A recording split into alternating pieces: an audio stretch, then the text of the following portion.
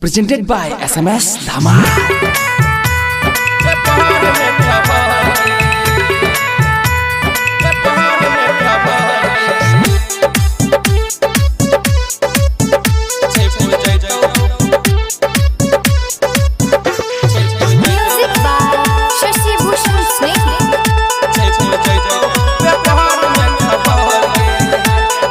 प्यार में हमरा से बोले ना भेलो की कसूर गे जाना नहीं जो हमरा छोड़ के प्यार में हमरा से बोले ना भेलो की कसूर गे हमारा के छोड़ के किया जाय छही तू दूर गे हमर दिलवा तोड़ के नहीं जो गे हमर दिलवा तोड़ के नहीं जो छोकरिया हमर के छप जइतो व्यवहार में खबर गे छप जइतो व्यवहार में खबर गे हां छप जइतो व्यवहार में खबर गे छप जइतो व्यवहार में खबर गे व्यवहार में खबर गे Presented by SMS Dhamal. छप जइतो व्यवहार में खबर गे हां छप जइतो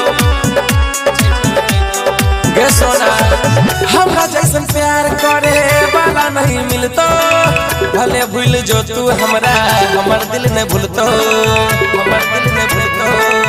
गे जान हमरा जैसन प्यार करे वाला नहीं मिलतो भले भूल जो तू हमरा हमर दिल ने भूलतो खैले रही हमरा संगे कसम सारा फिरिया हमरा तू छोड़ के कर दी पिया के फिकिरिया दर दर के ठोकर ई खाइतो गे दर दर के ठोकर ई खाइतो दीवाना तो हार गे छप जइतो व्यवहार में खबर गे हां छप जइतो व्यवहार में खबर गे छप जइतो व्यवहार में खबर गे छप जइतो व्यवहार में खबर गे व्यवहार में खबर गे Presented by SMS Dhamal. छप जइतो व्यवहार में खबर गे हां छप जइतो गे एक बेर ने सोचली के ना रहब तोरा बिना होई जते मुश्किल जीना तोरा बिना होई जते एक बेर ने सोचली के ना रहब तोरा बिना होई जते मुश्किल जीना धोखा दा के रसल पुरिया के तू जाई जान गे शिबू सवरिया लेल भेली अनजान गे छोड़ के हमरा चल जाई तू गे छोड़ के हमरा चल जाई तू दोसर शहर गे छप जइतो व्यापार में खबर गे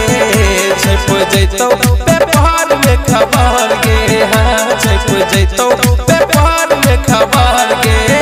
छप जइतो ऊपर में खबर गे Presented by SMS Dhamal. Dhamal.